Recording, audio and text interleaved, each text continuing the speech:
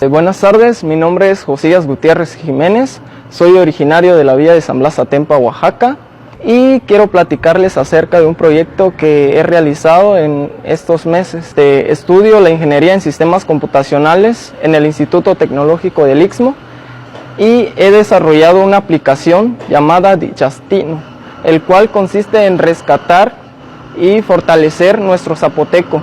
Esta aplicación cuenta con más de 100 palabras en zapoteco, los cuales están divididos en 5 temas, los cuales son las partes del cuerpo, los números, los animales, las cosas que tenemos en la casa y la familia. Estos 5 temas cuentan con 3 actividades.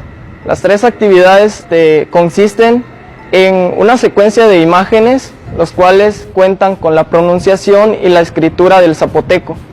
Esa pronunciación es gracias al apoyo del profesor Antonio Ortiz Rojas, el cual es otra de las personas que hace posible la difusión del zapoteco con la ayuda de cursos y talleres.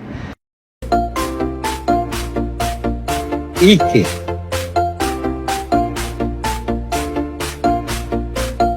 Dicha Ike.